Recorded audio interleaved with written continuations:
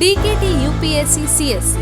अगर आप केवल सिविल सर्विस परीक्षा के प्रीलिम्स, मेंस और इंटरव्यू के वीडियो देखना चाहते हैं तो सब्सक्राइब करें DKT UPSC CSC चैनल। यहाँ आपको टॉपर्स के वीडियो रैंक के हिसाब से अरेंज मिलेंगे। चैनल के लिंक के लिए डिस्क्रिप्शन बॉक्स में जाएं। हेलो एवरीवन, मेरा नाम विशाल धाकड़ है और मैंने इस साल यूपीएससी सिविल सर्विस परीक्षा में ऑल इंडिया रैंक 39 हासिल की है और मैंने इस साल जीएस पेपर 1, 2, 3, 4 में मिला के 458 स्कोर किया है, जो आई थिंक काफ़ी अच्छा स्कोर है। इसीलिए in this video we will be discussing about answer writing strategy of mind specially for the GS paper 1, 2, 3, 4। So अगर हम बेसिक्स आंसर राइटिंग की बात करें कि आंसर राइटिंग स्टार्ट कैसे करनी चाहिए, क्योंकि काफ़ी एस्पिरेंट्स इस डिलेमा में रहते हैं कि आंसर राइटिंग स्टार्ट कब करें, कैसे करें और कितने समय बाद करें। सो आई वुड सजेस्ट कि जब आप NCERTs पढ़ना स्टार्ट करते हैं तो NCERT पढ़ने के साथ साथ ही मैं ऐसा करता था स्टार्टिंग में कि NCERT का कोई एक चैप्टर पढ़ा तो उसके पीछे जो एक्सरसाइज रहती थी उसी के क्वेश्चंस को आंसर के फॉर्म में उनके क्या आंसर्स हो सकते हैं वो लिख लेता था। ये एक बहुत ही बेसिक लेवल की आंसर राइटिंग स्ट्रेटजी है कि जहाँ से आप स्टार्ट कर सकते हैं। बिकॉज जो नए एस्पिरेंट्स हैं जो शुरू में तैयारी करना स्टार्ट किया है उनके लिए काफ़ी डिफ़िकल्ट है to start answer writing with UPSC CSE mains papers. वो काफ़ी डिफ़िकल्ट होते हैं और उतनी आसानी से उनको आंसर दे पाना बहुत मुश्किल। तो आप ये स्ट्रेटजी फॉलो करके आपकी आंसर राइटिंग बेसिक से स्टार्ट कर सकते हैं। उसके बाद दूसरा इम्पोर्टेंट चीज़ जो आंसर राइटिंग में इम्पोर्टेंट होती है हर आंसर में जीएस पेपर 1, 2, 3, 4 में, वो होती है structure of the answer. Structure of the answer से मेरा यहाँ मीनिंग है इंट्रो, बॉडी एंड कंक्लूजन। दो यूपीएससी हैज़ नॉट डिस्क्लोज कि किस बेसिस पे मार्क्स मिलते हैं या इंट्रो, बॉडी और कंक्लूजन के सेपरेटली मार्क्स होते हैं या नहीं, बट टॉपर्स की जब आप आंसर कॉपीज़ देखेंगे तो आपको पता चलेगा कि वो क्लियरली इंट्रो अलग लिखते हैं, बॉडी अलग लिखते हैं और कंक्लूजन अलग। तो ये होता है हमारा स्ट्रक्चर ऑफ द आंसर, जो हमें हर क्वेश्चन में फॉलो करना ही करना।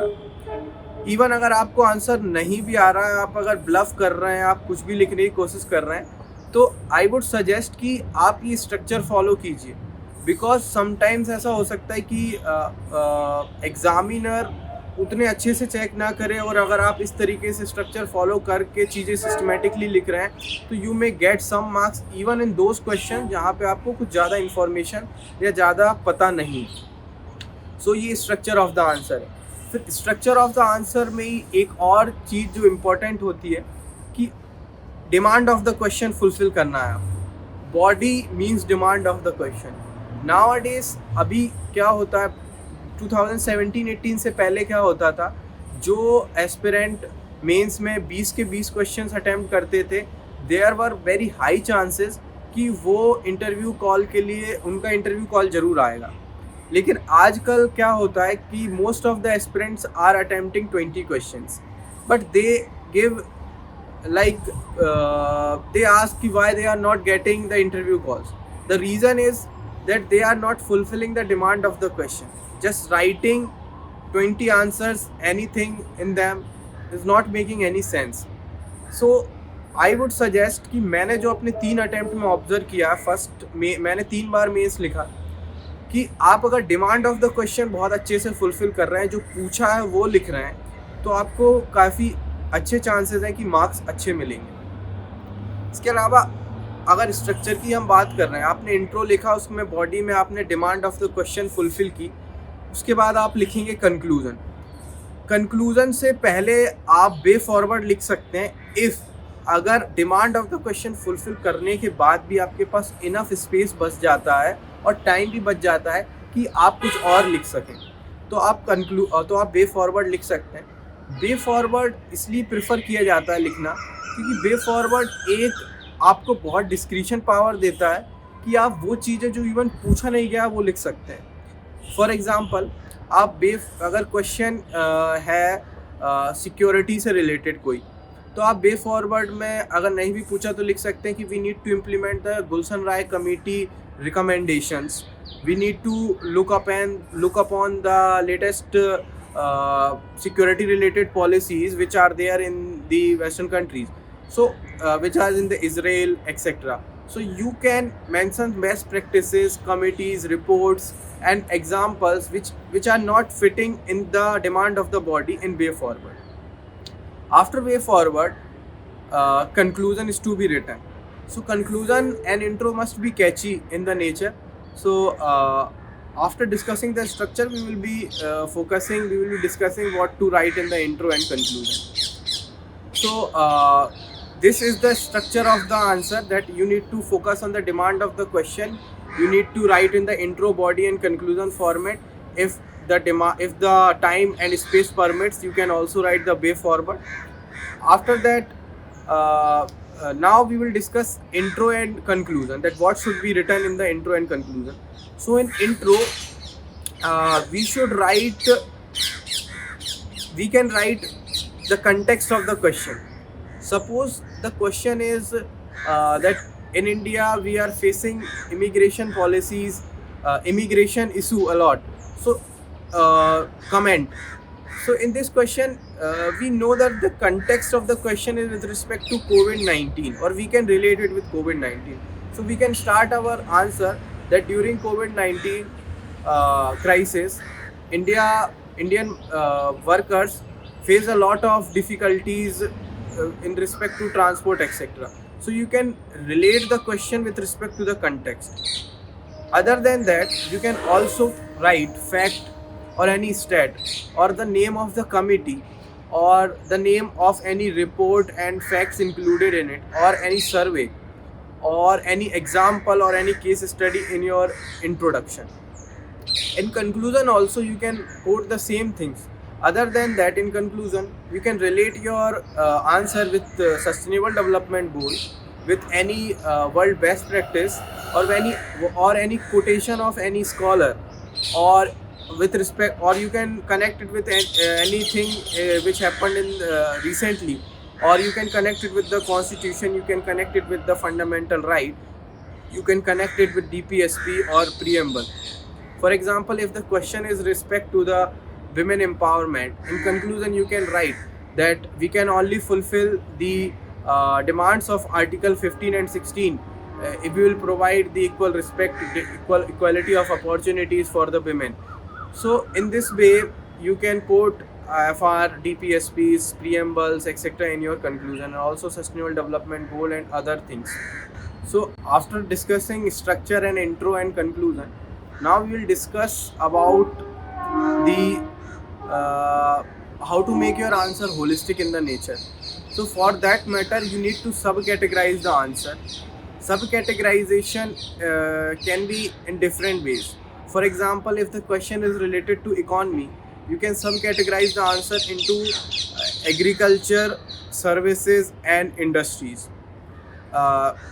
Giving example, like if the question is, let's say that how COVID-19 has impacted the India's economy.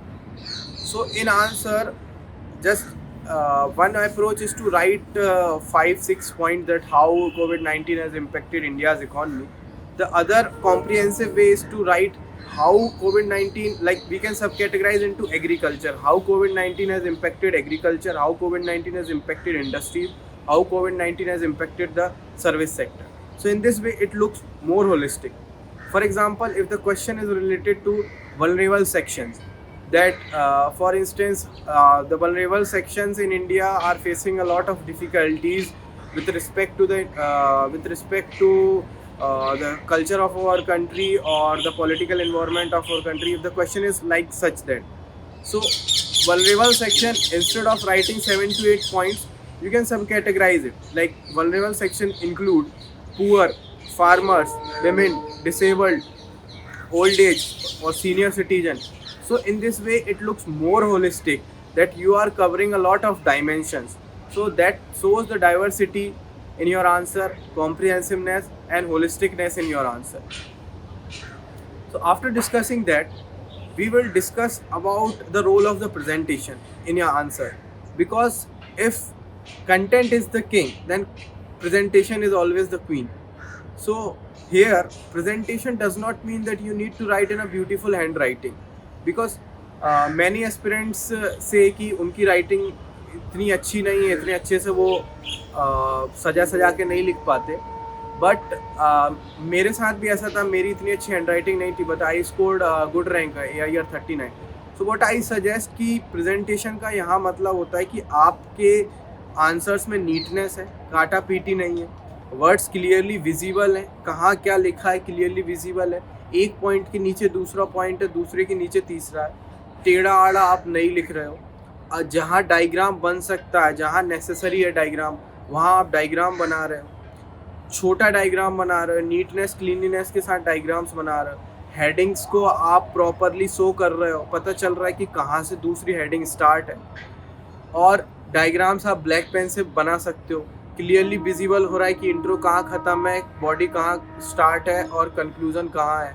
तो ये प्रेजेंटेशन हो जाती है. Presentation is important because see the examiner is not of our age. He or she would definitely be more than I think 50 or 40. So उसको हमें ease कराना है कि उसे पढ़ने में आसानी हो, बिकॉज वो इतनी सारी कॉपियाँ चेक कर रहा है ऑलरेडी. ही और she has a lot of work to do और काफ़ी फ्रस्ट्रेटेड है. So the clarity of thoughts and presentation must be very clean, कि दिखना चाहिए कि हाँ क्या क्या लिखा है, कहाँ क्या लिखा है, जिससे कि काफ़ी ईज़ हो एग्जामिनर के लिए. So that is why presentation is important. उसके अलावा स्पेशली अगर हम डायग्राम्स की बात करें, क्योंकि काफ़ी क्वेश्चंस आते हैं कि आंसर राइटिंग में डायग्राम्स का क्या रोल है या कितने डायग्राम्स बनाने चाहिए. तो फर्स्ट आई वुड सजेस्ट कि नेसेसरी नहीं है कि आप डायग्राम्स बनाओ तो ही अच्छे मार्क्स मिले, बट जहाँ पे आपको लग रहा है कि बहुत अच्छी तरीके से डायग्राम फिट हो रहा है, कहीं पे इंडिया का मैप, वर्ल्ड का मैप या कोई फ्लो चार्ट है जो बहुत अच्छी तरीके से उस आंसर में फिट हो रहा है, तो बिल्कुल आप बनाइए. Second thing, unnecessary space consume नहीं करना चाहिए डायग्राम. ऐसा एग्जामिनर को फील ना आए कि ये केवल पेज भरने के लिए डायग्राम्स बना रहा है. Third thing, you can also mention the diagram number, like figure number 1, figure number 2. That so कि आप काफ़ी होलिस्टिक तरीके से चीज़ें लिखते हो, बहुत सिस्टमेटिकली लिखते हो, तो एग्जामिनर को उसका काफ़ी अच्छा इंप्रेशन पड़ता है. तो इस तरीके से, और डायग्राम को फिगर, आप जब फिगर नंबर 1 ऐसे मेंशन कर रहे हैं तो लिखिए भी कि डायग्राम किससे रिलेटेड है. और अगर आप मैप बना रहे हैं तो प्लीज़ उसे लेबल ज़रूर कीजिए कि आप क्या शो करना चाह रहे हैं. Just drawing a map will not solve the purpose. So ये है डायग्राम से रिलेटेड स्ट्रेटजी. इसके अलावा एक जो इम्पोर्टेंट रोल रहता है, स्पेशली इन GS आंसर्स की जब हम आंसर राइटिंग्स करते हैं, तो कीवर्ड्स का बहुत इम्पोर्टेंट रोल है. अगर आपके पास बहुत अच्छे कीवर्ड्स हैं तो आप अपने पॉइंट्स को काफ़ी छोटा कर सकते हैं, क्योंकि ये कई बार क्वेरी स्टूडेंट्स की आती है कि टॉपर्स अपने जो पॉइंट्स हैं वो 2-2 लाइन में लिख देते हैं, बट जनरल एस्पिरेंट्स उसको एक्सप्लेन करने में 4-5 लाइन लगा देते हैं. तो व्हाट शुड दे डू? तो आई वुड सजेस्ट कि आप कीवर्ड्स कुछ कलेक्ट कर लीजिए हर जो टॉपिक है या हर सब्जेक्ट है उस पर. जैसे सोसाइटी में अगर मैं एग्जांपल दूं तो social stratification, ghettoisation, patriarchy, social ladder, all these we have a lot of keywords in society. Insecurity also we have a lot of keywords. अगर हम वो कीवर्ड्स के बेसिस पे आंसर अपना लिख रहे हैं तो सेल्फ एक्सप्लेनेटरी होते हैं वो कीवर्ड्स, तो हमें 3-4 लाइन उनको एक्सप्लेन करने में वेस्ट नहीं करना होता, जिससे कि क्या होता है कि आंसर्स में हम काफ़ी और चीज़ें भी लिख सकते हैं, अपने पॉइंट्स को सब्सटेंशिएट करने में कोई फैक्ट वैक्ट डाल सकते हैं. बट आप अगर एक कीवर्ड्स की जगह कोई चीज़ एक्सप्लेन, जैसे सन मैटर प्रेफरेंस है, अगर आपको कीवर्ड्स नहीं पता, आप एक्सप्लेन उसको करके लिख रहे हो तो it will take 3 line, otherwise वो एक वर्ड है. तो that is why the role of keyword is very important in GS answers. अब मैं अपनी कुछ जनरल एडवाइसेस दूंगा कि मैं क्या और सजेस्ट करूंगा with respect to answer writing. So some of my general advices are कि पहले तो आप मॉक्स, अगर आपकी स्पीड स्लो है आंसर राइटिंग, तो आप इतने मॉक्स लगाइए कि आप जो पेपर है वो 3 घंटे में कंप्लीट करने की कैपेबिलिटी में आ जाएं. उसके अलावा आप अपने पेन्स के साथ एक्सपेरिमेंट कर सकते हैं. जैसे काफ़ी एस्पिरेंट्स का ये क्वेश्चन रहता है कि टॉपर्स कौन से पेन यूज़ करते थे, so everybody use different pens according to his और हर सुटेबिलिटी और उसका हाथ कहाँ फिट बैठता है. So in my first attempt I used one gel pen Trimax, लेकिन उसकी मुझे लगता है उस इतनी तेज़ उससे लिख नहीं पाते. So that is I think one of the reason कि मेरे काफ़ी क्वेश्चंस छूटे थे इन माई फर्स्ट अटैम्प्ट कि मैं पेन अच्छे से सिलेक्ट नहीं कर पाया था. In my second attempt I used one ball pen called Glycer ball pen, but उससे काफ़ी एक टाइम बाद जब 2 घंटे लिख लो आप तो काफ़ी इंक वो छोड़ने लगता है. सो कॉपी में प्रेजेंटेशन आपकी काफ़ी ख़राब हो जाती है. In my third attempt I use Pentel 0.7 gel pen, जो मुझे काफ़ी अच्छा लगा. एक तो वो थोड़ा मोटा है तो आपका पेज भरने में काफ़ी आसानी होती है और इंक बहुत अच्छी तरीके से वो निकालता है बारीक और काफ़ी स्मूथ है. तो मुझे पेंटल जेल पेन स्पेशली काफ़ी पसंद आया लिखने में, और आंसर राइटिंग में भी मुझे लगता है उसने मेरी हेल्प की, इम्प्रूव की आंसर राइटिंग स्पीड. और कुछ जनरल एडवाइजेस मैं अगर आंसर राइटिंग स्पेसिफिक दूँ तो मैं 15 मार्क्स के क्वेश्चंस को बहुत ज़्यादा प्रेफरेंस देता था, बिकॉज आई पर्सनली फील कि उसमें ज़्यादा स्कोर करने का स्कोप है. So I use to attempt from first to fifth question and after 11 to 20 question, फिर 6 से take a 10th question. First to fifth question because उसमें एग्जामिनर पे आपको इम्प्रेशन सेट करना है कि हाँ मुझे अच्छी तरीके से आता है, और अगले जो आंसर सब्सिक्वेंट आंसर्स रहेंगे वो भी आप अपने गौर से पढ़िए. सो इसलिए फर्स्ट टू फिफ्थ क्वेश्चन में आप थोड़ा एक्स्ट्रा टाइम दे सकते हैं. 6 to 10th जो क्वेश्चंस रहते हैं वो काफ़ी छोटे क्वेश्चंस रहते हैं, it is very easy to decipher them. So वो काफ़ी इजी रहता है उनको टैकल करना, तो आप उनको लास्ट के लिए छोड़ सकते हैं. फ्रॉम 11 to 20 क्वेश्चन जो 15 मार्क्स के क्वेश्चंस रहते हैं उसमें छकाछक 3 पेज भरिए आप, जो पूछा है वो लिखिए, demand of the question fulfil कीजिए, और अगर आप उनमें जस्टिस कर रहे हैं तो 8 से 9 मार्क्स मिलने के उनमें चांसेस हैं आउट ऑफ 50. इसके अलावा एक जो क्वेश्चन काफ़ी रहता है कि अगर कोई क्वेश्चन है जो नहीं आ रहा है, जिसमें आंसर अच्छे से नहीं पता, तो उसको कैसे हैंडल करें, क्या उसका आंसर लिखना चाहिए एग्ज़ाम में या नहीं. सो आई वुड सजेस्ट कि आप ऐसे क्वेश्चंस को अटेम्प्ट कीजिए लास्ट में, बिकॉज आई पर्सनली ऑब्जर्व कि लास्ट में दिमाग बहुत स्पीड से काम करता है. जब 3 घंटे ख़त्म होने वाले होते हैं, कुछ मिनट्स बचते हैं, तो काफ़ी स्पीड से दिमाग काम करता है. उस समय अलग ही तरीके से आपका जोश रहता है, तो आपको काफ़ी चीज़ें दिमाग में क्लिक करती हैं. दूसरी चीज़, आप अगर ऐसे क्वेश्चन में जिनमें आपको कुछ समझ में नहीं आ रहा है कि आंसर क्या होगा, तो उसको बाइफरकेट कीजिए. जितना क्वेश्चन को तोड़ सकते हैं उतना तोड़ने की कोशिश कीजिए, ताकि आप एटलीस्ट कोई 1-2 पार्ट तो उसके अटैम्प्ट कर सकें और फिर उसमें इंटरलिंकेज कर सकें. तीसरी चीज़, आप अगर कोई क्वेश्चन नहीं आ रहा, उसमें कुछ कीवर्ड्स मेंशन है. फॉर इंस्टेंस, अगर कोई क्वेश्चन है जो फेडरलिज्म से रिलेटेड है, बट आप क्वेश्चन को समझ नहीं पा रहे हैं कि what the examiner is trying to ask, then write on federalism itself, क्योंकि आप एटलीस्ट उस पर तो कुछ ना कुछ आपको आता होगा. फिर उसके अलावा आपको अगर आंसर नहीं भी आता, अगर आप अटेम्प्ट करने की कोशिश कर रहे हैं, तो उसको इंट्रो, बॉडी एंड कंक्लूजन के फॉर्मेट में ही अटेम्प्ट कीजिए, ताकि एग्जामिनर को थोड़ा नीटनेस और थोड़ा क्लैरिटी लगे कि हाँ उसने सिस्टमेटिकली लिखा है. फिर आप अपने फॉन्ट का साइज़ बड़ा कर सकते हैं अगर आप पेज फिल करना है but you do not have sufficient content on it, और you can also make some diagrams if you want to fill the pages but you do not have time और सफिशिएंट कंटेंट इन इट. या फिर आप paragraph form में start कर सकते हैं point की जगह, ताकि ईजी आप पेज भर सकें. तो ये कुछ टिप्स हैं अगर क्वेश्चन नहीं आ रहा है तो कैसे टैकल करना है. उसके अलावा हम स्पेसिफिकली अगर GS 1, 2, 3, 4 में आंसर राइटिंग की बात करें, तो GS पेपर 1 में हिस्ट्री का जो सेक्शन है उसमें आप जितनी अच्छी तरीके से चीज़ों को रट लेंगे, छोटे छोटे नोट्स बना लेंगे, तो आंसर राइटिंग कर सकते हैं.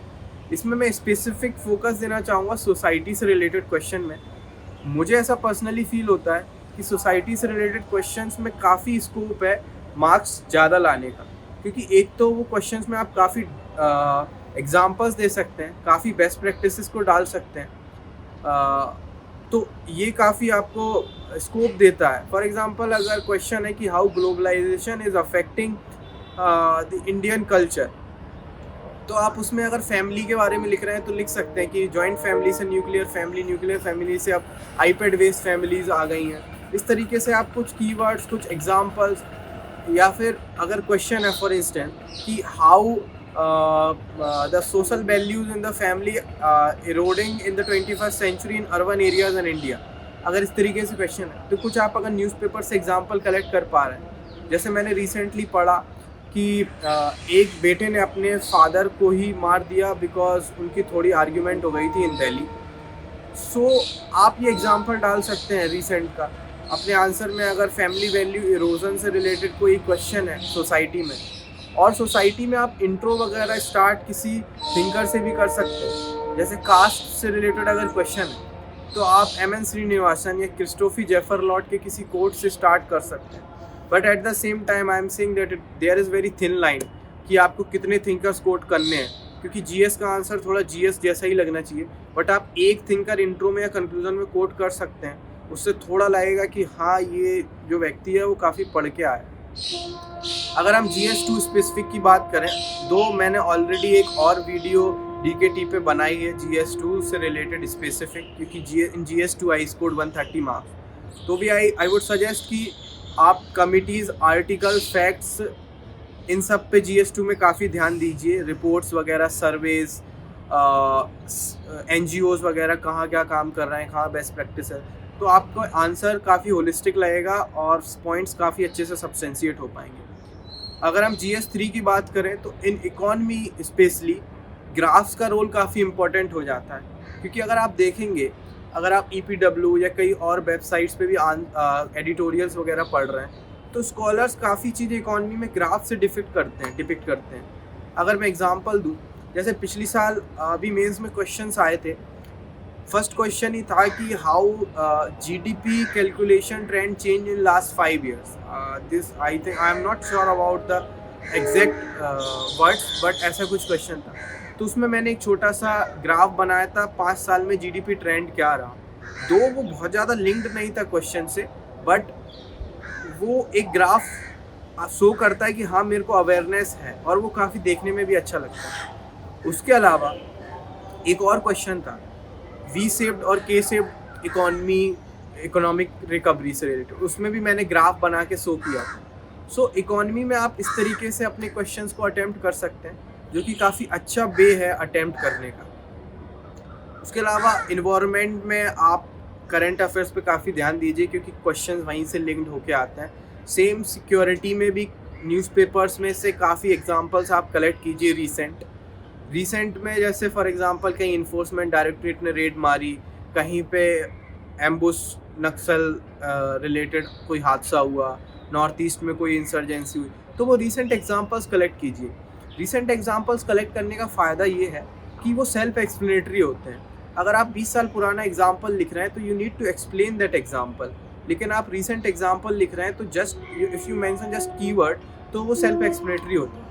अगर मैं एग्जांपल दूँ, अगर क्वेश्चन है कोई सॉफ्ट स्टेट से रिलेटेड कि इंडिया एक सॉफ्ट स्टेट बनता जा रहा है, मतलब स्टेट बहुत ज़्यादा पावरफुल नहीं है, लोगों को कंट्रोल नहीं कर पा रहा, तो आप अभी रिसेंट में एक पर्टिकुलर स्कीम से रिलेटेड प्रोटेस्ट हुआ था, उसका एग्जांपल दे सकते हैं। तो ये सेल्फ एक्सप्लेनेटरी होते हैं, इनको ज़्यादा एक्सप्लेन नहीं करना आपको इन एग्जांपल्स में। अब हम अगर GS4 की स्पेसिफिक बात करें तो मुझे पर्टिकुलरली GS4 में ऐसा लगता है कि जो भी कीवर्ड्स मेंशन है सिलेबस में, उनकी डेफिनेशन आपके पास होनी चाहिए, और उनसे रिलेटेड एग्जांपल्स आपकी पर्सनल लाइफ से रिलेटेड, और न्यूज़पेपर से, ज्योग्राफी से, हिस्ट्री से, पॉलिटी से आप कलेक्ट कर पा रहे हैं वो सारे एग्जांपल्स, उनको आप अच्छे से कलेक्ट कीजिए। उसके अलावा GS4 में specifically I want to focus on demand of the question meet करो, बिकॉज आजकल क्या हो रहा है कि लोग, क्योंकि कंटेंट बहुत ज़्यादा होता है हमारे पास GS4 में, तो कुछ भी लिखते हैं। एग्जांपल में दूँ, अगर क्वेश्चन है कि how honesty is helping a civil servant in his work, अगर आप एग्जांपल कबीर का, गांधी जी से रिलेटेड लिख रहे हैं इसमें, तो it is not making any sense. दो यू मे फिल 2 पेजेस, लेकिन वो कोई सेंस नहीं बना रहा है, लिंक नहीं हो रहा है, फिर आप एक्सक्यूज़ नहीं दे सकते कि you are not getting marks. So demand of the question पे फुल फोकस कीजिए, कीवर्ड्स के स्टैंडर्ड डेफिनेशन और उन पे एग्जाम्पल प्रिपेयर कीजिए, और थ्योरीज़ पे फोकस कीजिए। Theories I mean to say utilitarian, deontology, Kantian ethics या फिर अपनी Indian philosophies like Advaita Vedanta, you can relate your answers in ethics with these theories. In conclusion में आप रिलेट कर सकते हैं। जैसे और भी मैं एग्जांपल, इस्लाम का ब्रदरहुड कंसेप्ट या फिर बाइबल का कोई भी इथिकल रिलेटेड थिंग या फिर महाभारत से एग्जांपल्स या कोई कनेक्ट आप कर पा रहे हैं। तो इस तरीके से अगर आप आंसर को लिखेंगे तो वो काफ़ी होलिस्टिक लगता है। एट लास्ट अब हम केस स्टडीज़ के बारे में डिस्कस करेंगे कि how to approach case study in GS paper 4। So first I would suggest कि आप केस स्टडी में जो भी स्टेक होल्डर्स हैं उनको समझने की कोशिश कीजिए और उनके इंटरेस्ट को समझने की कोशिश कीजिए, क्योंकि आप कोर्स ऑफ एक्शन होलिस्टिक तभी ले सकते हैं तब you have identify all the major stakeholders mention in the case study और उनके इंटरेस्ट इन्वॉल्व। क्योंकि हमें किसी भी स्टेक होल्डर का इंटरेस्ट कॉम्प्रोमाइज़ नहीं करना है और साथ में किसी भी स्टेक होल्डर के इंटरेस्ट को बहुत ज़्यादा तवज्जो भी नहीं देनी है, बैलेंस अप्रोच रखना है। दूसरी चीज़, केस स्टडी में हमेशा कॉन्स्टिट्यूशनल मोरालिटी पे स्टिक रहिए। आपका कोई भी आर्ग्यूमेंट, कोई भी एक्शन कॉन्स्टिट्यूशनल मोरालिटी के अगेंस्ट नहीं जाना चाहिए। जैसे अगर क्वेश्चन है विमेन से रिलेटेड तो आप आर्टिकल 15 और 16 को हमेशा दिमाग में रखिए। अगर क्वेश्चन है बॉन्डेड लेबर से रिलेटेड या चाइल्ड लेबर से रिलेटेड तो फंडामेंटल राइट्स में जो प्रोविजंस हैं उनको दिमाग में रखते हुए अपने आंसर को फ्रेम कीजिए, अपने कोर्स ऑफ एक्शन को फ्रेम कीजिए। और कोर्स ऑफ एक्शन जब आप ले रहे हैं केस स्टडी में तो उसमें हमेशा ध्यान रखिए कि पहले आप अंडरस्टैंड करें इशू को, मतलब उसमें लिखिए कि इशू है क्या एक्चुअल में, क्या आप उसे अंडरस्टैंड कर पाए। फिर आप प्लान कीजिए कि आप करेंगे क्या, फिर अपना एक्शन बताइए कि मैं ये करूँगा। फिर उसके बाद जस्टिफाई भी कीजिए कि why you have taken a particular course of action. किसी थ्योरी से जस्टिफाई कर सकते हैं, डिओन्टोलॉजी, यूटिलिटेरियन, या फिर आप किसी कॉन्स्टिट्यूशन से जस्टिफाई कर सकते हैं, गांधीयन एथिक्स से जस्टिफाई कर सकते हैं कि that is why I have taken this particular course of action. उसके बाद कंक्लूड कीजिए कि by taking this course of action I am upholding these values of being a civil servant. इस तरीके से आप कंक्लूड कर सकते हैं। तो ये रहा केस स्टडीज़ से रिलेटेड थिंग। एक और चीज़ जो मैं कहना चाहूँगा केस स्टडीज़ से कि आप केस स्टडीज़ में काफ़ी होलिस्टिक अप्रोच अपनाइए। अगर मैं एग्जांपल दूँ, अगर चाइल्ड मैरिज से रिलेटेड केस स्टडी है कि आप डीएम हैं और चाइल्ड मैरिज हो रही है कहीं पे और आप उसमें क्या एक्शन लेंगे, तो केवल आपका कोर्स ऑफ एक्शन ऐसा नहीं होना चाहिए कि मैं उस बच्ची को बचा लूँगा एंड चाइल्ड मैरिज नहीं होने दूँगा। आप उनको होलिस्टिकली एड्रेस कीजिए, क्योंकि चाइल्ड मैरिज से आप उसको बचा लेंगे लेकिन उसके बाद आपको उसको स्किल्स भी प्रोवाइड करानी पड़ेंगी ताकि वो एम्प्लॉयड हो सके, नहीं तो फिर से वो अपने पेरेंट्स पे डिपेंडेंट हो जाएगी। उसके अलावा और भी ऐसे इंसिडेंट हो सकते हैं पर्टिकुलर प्लेस में, तो आपको अवेयरनेस जनरेशन भी करानी है। पेरेंट्स की काउंसलिंग करा सकते हैं तो वो भी कराइए। अगर गर्ल ने पर्टिकुलर फिजिकल ट्रोमा या मेंटल ट्रोमा फेस किया तो उसको भी रिहेबिलिटेशन सेंटर में भेजिए। उसके अलावा कोई एक ऑफिसर आप अपॉइंट एडिशनल चार्ज पे अपॉइंट कर सकते हैं जो कि चाइल्ड मैरिज से रिलेटेड अगर ज़्यादा इंसिडेंट्स आ रहे हैं तो वो केसेस देख के और आप कोई हेल्पलाइन नंबर इशू कर सकते हैं ताकि सुओ मोटो एक्शन भी लिया जा सके और लोग कंप्लेंट भी कर सकें, एब्स्ट्रैक्ट कंप्लेन कर सकें without giving their identity also. या फिर लोग बच्चों के साथ मिलके कोई कैंपेन्स चला सकते हैं जिसमें कि I hope I make some sense to all of you, और आई होप कि आपने काफ़ी कुछ सीखा होगा। धन्यवाद।